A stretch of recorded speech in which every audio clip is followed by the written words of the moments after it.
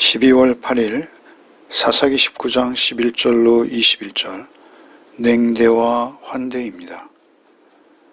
여행 중인 레위인이 기브아에 머물게 되었을 때 기브아의 주민인 베냐민 지파에게는 냉대를 당하고 그리고 오히려 그곳에 거류하는 자로 있는 에브라임 산지 사람 한 노인에게 환대를 받는 그러한 내용이죠.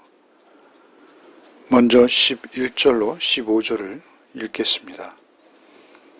그들이 여부스에 가까이 갔을 때 해가 지려 하는지라 종이 주인에게 이르되 청하건대 우리가 돌이켜 여부스 사람의 이 성읍에 들어가서 유숙하십시다 하니 주인이 그에게 이르되 우리가 돌이켜 이스라엘 자손에게 속하지 아니한 이방 사람의 성읍으로 들어갈 것이 아니니 기브아로 나아가리라 하고 또 그 종에게 이르되 우리가 기브아나 라마 중 한 곳에 가서 거기서 유숙하자 하고 모두 앞으로 나아가더니 베냐민에 속한 기브아에 가까이 이르러 해가 진지라 기브아에 가서 유숙하려고 그리로 돌아 들어가서 성읍 넓은 거리에 앉아 있으나 그를 집으로 영접하여 유숙하게 하는 자가 없었더라.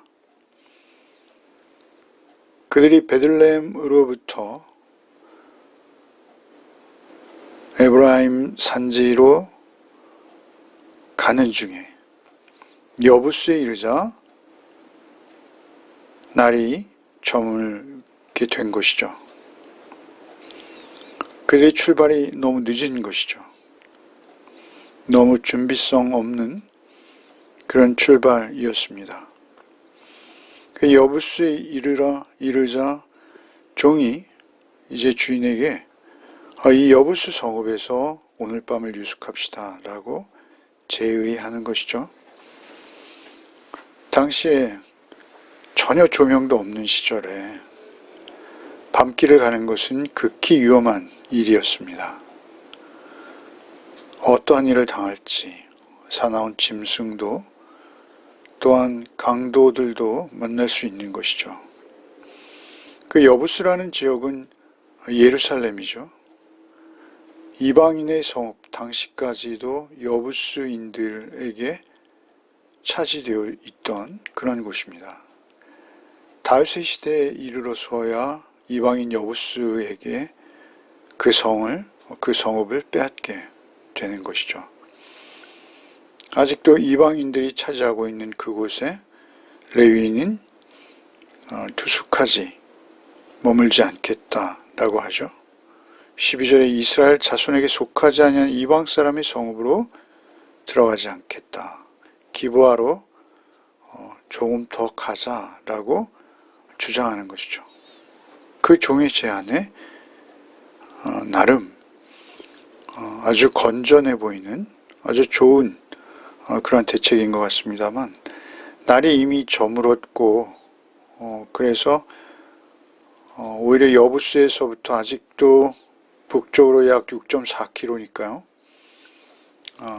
몇 시간 더 가야 하는데 그곳으로 나귀 2마리와 또 연약한 여인을 대동하고 더 움직이자라는 어떤 고집이죠.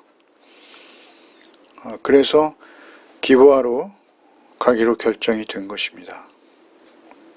기브아는 베냐민 지파가 거주하는 곳이죠. 아마 이러한 의도 가운데는 그 레위인이 레위인 복장을 하고 있었다라고 볼 때 당시에는 신분에 따른 옷이 구별되어 있던 시대였죠. 레위인은 아마 그곳에서 베냐민 지파들, 동족들이기에 특별히 레위인으로서 대접받기를 바라는 마음이 있었을 것이다라는 것이죠.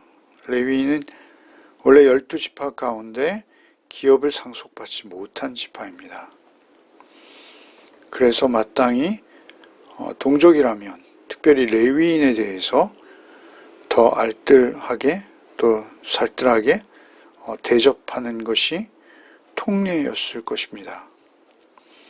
그럼에도 불구하고 그는 레위인에도 불구하고 첩을 거느릴 만큼 재산을 많이 모은 그러한 레위인이죠.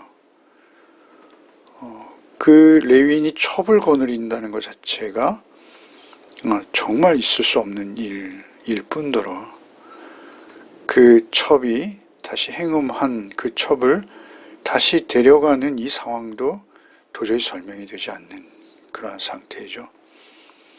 어쨌든 그가 그 레위인의 복장을 하고 그리고 기브아로 내려와서 베냐민 지파들이 거주하는 성읍의 광장에 앉아 있습니다. 15절에 기브아에 가서 유숙하려고 그리로 들어가서 성읍 넓은 거리에 앉아 있었다. 성읍 넓은 거리라는 것은 성읍 광장을 말합니다. 누구나 그 성읍에 거주하는 사람들이 쉽게 접하고 볼 수 있는 그러한 광장에 앉아 있었으나 그를 집으로 영접하여 유숙하게 하는 자가 하나도 없는 것이죠. 그 넓은 거리 광장에서 레위인의 복장으로 많은 사람들이 오가는 속에서도 외롭게 홀로 앉아서 밤을 맞고 있는 것입니다. 그 성읍의 가장 넓은 번화가인데 말이죠. 이방인처럼 오히려 동족이 머무는 성읍에 왔음에도 불구하고 그가 느끼는 고립감, 소외감은 대단했을 것입니다. 성경에는 특별히 나그네를 대접하라고 명령하고 있죠. 그것은 고대 근동 지방의 이방인들도 역시 나그네에 대해서는 극진히 대접하는 것이 전통이었고 통례였고 그리고 모두가 그랬다는 것이죠.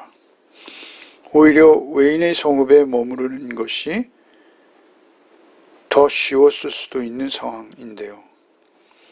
나그네를 대접하는 명령, 이것은 하나님께서 명하신 것이요. 또 나그네를 대접함으로 여호와의 사자를 대접한 아브라함의 경험, 그 조카 롯도 역시 그렇죠. 성문에 있다가 집으로 초대하는 것, 그것은 굉장히 큰 미덕이요. 하나님의 계명에 순종하는 아름다운 일이죠. 신명기 10장 19절 너희는 나그네를 사랑하라. 전에 너희도 애굽 땅에서 나그네 되었습니다. 이렇게 명령하시죠. 여러 곳에서 이런 명령을 하고 계신 것이죠. 그래서 그들이 이후에 어떻게 되어지는지 계속 16절부터 읽겠습니다. 저녁 때 한 노인이 밭에서 일하다가 돌아오니 그 사람은 본래 에브라임 산지 사람으로서 기브아에 거류하는 자요 그곳 사람들은 베냐민 자손이더라. 노인이 눈을 들어 성읍 넓은 거리에 나그네가 있는 것을 본지라. 노인이 묻되 그대는 어디로 가며 어디에서 왔느냐 하니 그가 그에게 이르되 우리는 유다 베들레헴에서 에브라임 산지 구석으로 가나이다. 나는 그곳 사람으로서 유다 베들레헴에 갔다가 이제 여호와의 집으로 가는 중인데 나를 자기 집으로 영접하는 사람이 없나이다. 우리에게는 나귀들에게 먹일 집과 여물이 있고 나와 당신의 여종과 당신의 종인 우리들과 함께 한 청년에게 먹을 양식과 포도주가 있어 무엇이든지 부족함이 없나이다 하는지라. 그 노인이 이르되 그대는 안심하라. 그대에 있을 것은 모두 내가 담당할 것이니 거리에서는 유숙하지 말라 하고 그를 데리고 자기 집으로 들어가서 나귀에게 먹이니 그들이 발을 씻고 먹고 마시니라. 그렇게 그가 성읍의 넓은 거리 곧 성읍의 광장에서 그렇게 고립감에 떨고 있을 때 그래서 이제 저녁 때 날이 저문 것이죠. 저녁 때 한 노인이 밭일을 끝내고 돌아오는데 그들을 보게 된 것이죠. 그런데 놀라운 것은 그 노인은 결국 그 레위인 일행을 자신의 집으로 초대하는데요. 그의 형편을 16절에 적고 있죠. 본래 에브라임 산지 사람인데 기브아에 와서 거주하는 자인 것입니다. 본래 에브라임 산지 사람으로 기브아에 거류하는 자요.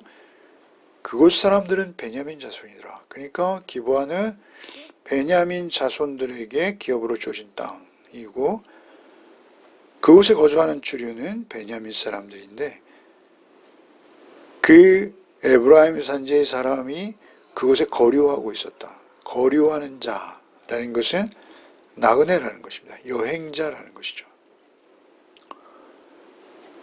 사실 그러한 여행자가 레위인을 초대하는 것이죠. 토박이들은 외면하고요. 레위인의 복장을 하고 있었음에도 그들이 외면하고 있다라는 것이죠.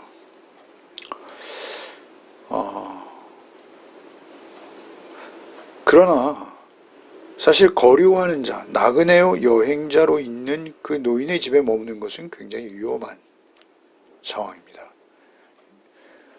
왜냐하면 만약에 유사시에 어떠한 위기가 그 집에 닥쳤을 때 그들에겐 혈육이 없다는 것이죠. 그 노인에게는 친척이 없는 것입니다. 일가 친척이 없다라는 것은 무엇이냐면 위기에서 자신을 도와줄 사람, 혈육이 없다는 것입니다. 어디도 도움의 손길을 내밀 수 없는 처지의 외톨박이라는 것이죠. 그래서 그 노인의 집은 사실 위험한 형편입니다. 그런데 이 노인이 친절을 베푸는 것이죠. 17절에 노인이 눈을 들어 성읍 넓은 거리에 나그네가 있는 것을 본지라 노인이 묻되 그대는 어디로 가며 어디서 왔느냐. 사실 이 질문은 당시로서는 조금 예의가 없는 질문이라고 합니다. 첫 대면에서부터 이렇게 묻는 것은 상당히 예의 없는 짓이라고 합니다. 역시 그래서 그런지 레위인의 대답도 약간은 자존심이 상한 상태로 자신의 자존심을 지키는 말투로 보입니다. 18절 19절인데요. 우리는 유다 베들레헴에서 에브라임 산지 구석으로 간다. 나는 에브라임 산지에 사는 사람이고 베들레헴에 들렸다가 이제 여호와의 집으로 가는 중인데 나를 자기 집으로 영접하는 사람이 없나이다. 그러니까 지금 에브라임 산지에 여호와의 집이 사실 있습니다. 당시 여호와의 성막은 실로에 있었는데요. 그 실로가 에브라임 산지 안에 있는 것이죠. 그래서 에브라임 산지로 가고 있는데 사실 여호와의 집으로 가는 중이다 라고 설명하고 있어요. 아마도 많은 주석은 여호와의 집, 그러니까 성막이 있는 그곳으로 가는 것은 아니었을 것이다. 그의 최종 목적지는 그곳이 아니었을 것이다 라고 여겨지는 것으로 해석하고 있죠. 어쨌든 레위인으로서 여호와의 집으로 가는 것은 레위인이 더욱 레위인 되게 보이는, 그러나 레위인의 신분을 더욱 강조하는, 그래서 아마 이렇게 둘러댄 것이다 라고 주장하는 주석도 있고요. 또는 여호와의 집에 용모가 있어서 그 집을 여호와의 집 실로에 들려서 어딘가에 이르는 것이 그의 목적이었을 것이다 라고 말하기도 합니다. 어쨌든 그는 이 말에 이어서 우리에게는 나귀들에게 먹일 집과 여물이 있고, 그러니까 우리에게는 심지어 짐승, 우리가 대동한 짐승까지 먹일 그런 먹이가 있고, 그리고 우리 나와 내 종 그리고 이 여인 모두가 먹을 양식과 포도주가 무엇이든지 부족함이 없다. 이렇게 이거는 약간 자존심을 챙기는, 잠자리를 구하는 마당에 역시 이건 상당히 예의 없는 답변입니다. 초대자 앞에서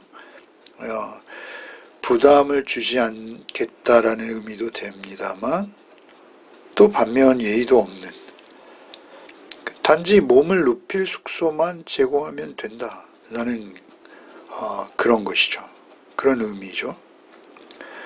그렇게 레위인이 대답하자 그 노인이 그대는 안심하라. 그대 있을 것은 모두 내가 담당할 것이니 거리에서 유숙하지 말라. 그대는 안심하라. 이 말씀은 그대에게 샬롬이 있느니라 이렇게 번역할 수 있습니다. 직역하면 안심이라는 단어는 사실 샬롬이 평강이죠. 평안. 그대에게 평안하라. 그대는 평안하라. 그대는 안심하라. 그대에 있을 것은 모두 내가 담당할 것이니 거리에서 유숙하지 말라. 그러니까 특별히 샬롬이라는 단어에 대해서 이스라엘의 당시 평강이 없었다라는 것이죠. 이스라엘 사람들의 삶은 상당히 각박했고, 그리고 서로에게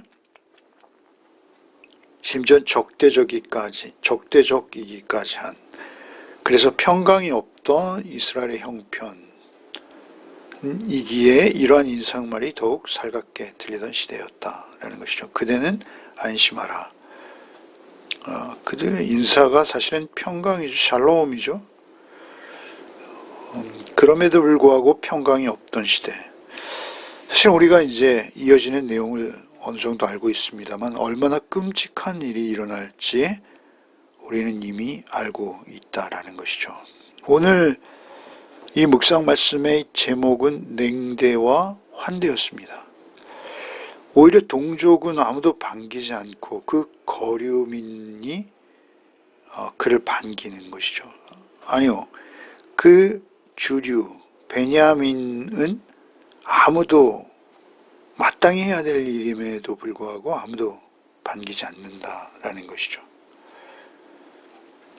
이 노인의 입장이 앞으로 굉장히 어려워질 것이죠. 외인의 성읍에 머무는 것이 오히려 안전했을 수 있는 상황입니다. 결국 이방인보다 형제가 더 못한 상황이 되어버리는 것이죠. 레위인의 의복을 갖추어 입었을 것으로 여겨지는데요. 레위인은 한눈에 그들도 구별할 수 있는 그러한 시대이죠. 그러니까 옷을 갖춰 입는 것이 그의 출신과 그의 위치, 그의 직업을 예상케 하는 그런 시대였던 것이죠. 어쨌든 그들은 21절에 그를 데리고 자기 집에 들어가 나귀에게 먹이니 그들이 발을 씻고 먹고 마시니라. 아주 평안하게 그렇게 그 집에서 정말 안심, 샬롬을 하루 저녁 누릴 수 있게 되었습니다만 사실 이것은 잠깐이요, 곧 그들에게 말로 다 할 수 없는 엄청난 그 끔찍한 1년을 저버리는 그러한 사건이 이제 발생하게 되는 것이죠. 언제나 우리에게 있어서 가장 중요한 것은 하나님의 말씀을 떠났을 때 그들의 처지, 그들의 형편, 그들의 마음, 그들의 씀씀이가 얼마나 악해질 수 있는지를 우리가 이제 짐작케 하는 그 큰 사건을 사실은 예고하는 이러한 모습들입니다. 이들의 말들 속에는 사실 평안이 없습니다. 그를 초대하는 노인에게 있어서나 초대에 응하는 레위인의 모습이나 레위인은 레위인대로 많은 문제를 안고 있고, 사실 이렇게 호의와 친절을 베푸는 노인이 아름답습니다만 이제 그가 앞으로 보이는 태도나 행동들에 있어서는 사실 상식을 넘는, 하나님 말씀 안에 있지 않은 모습들을 보게 되는 것이죠. 레위인이 레위인의 역할을 하지 못하고 결국 이스라엘 모든 동족들이 하나님의 말씀 밖에 있을 때 결국 그것은 레위인에게도 위기로 찾아오게 되는 것이요, 그것으로 인해서 엄청난 불행을 겪게 되어지는 것을 우리가 볼 수 있습니다. 언제나 우리가 서야 될 자리, 우리가 가져야 될 태도를 우리가 잊지 않는 것, 그것이 우리 그리스도인의 본분입니다. 우리가 예수 그리스도 안에서 구원받은 자이기에 구원받지 못한 이들을 향해서 우리가 구원받은 이답게 살아내고 살아가야 할 그런 책임과 의무가 우리에게 있다라는 사실입니다. 그때 우리도 평안할 수 있을 뿐만 아니라 저들도 그 평안 안에 함께 거할 수 있는 것이죠. 함께 초대될 수 있는 것입니다. 오늘 하루의 삶도 오직 샬롬 안에서, 평안함 안에서 우리 이웃들을 향해서 늘 열린 마음, 환대하는 태도를 가지고 주변에 어려움 당하는 자들에게 귀 기울이며 손 내밀 수 있는 하루를 살아내는 우리 열매 가족들 되시기를 바랍니다. 기도하겠습니다. 주님, 감사합니다. 주께서 우리를 구원하시되 십자가 대속의 은혜로 나를 구원하셨사오니 주, 우리가 참으로 구원이 없는, 샬롬이 없는 우리의 많은 이웃들을 향해서도 우리가 언제나 샬롬을 누리는 자답게 그들에게 손을 먼저 내밀 수 있는 자로 우리의 삶을 오늘 하루도 감당케 하여 주옵소서. 이스라엘을 향해서 너희는 나그네를 사랑하라. 전에 너희도 애굽 땅에서 나그네 되었음이라 라고 하신 하나님의 말씀처럼 오늘 우리도 구원받았음으로 만족하는 자가 아니라 구원받지 못한 자들을 바라볼 때 우리도 역시 동일하게 그 자리에 있었던 것을 잊지 아니하고 그들에게 언제나 주님의 마음을 품고 다가갈 수 있는 그러한 우리의 모습들 되게 해 주옵소서. 오늘도 오직 주께서 우리와 함께 하셔서 오직 성령으로 우리의 말과 행동 통해서 하나님의 나라의 의와 사랑이 전해져 가고 실현되어져 갈 수 있도록 주여 우리와 함께 해 주옵소서. 예수 그리스도의 이름 받들어 기도하옵나이다. 아멘.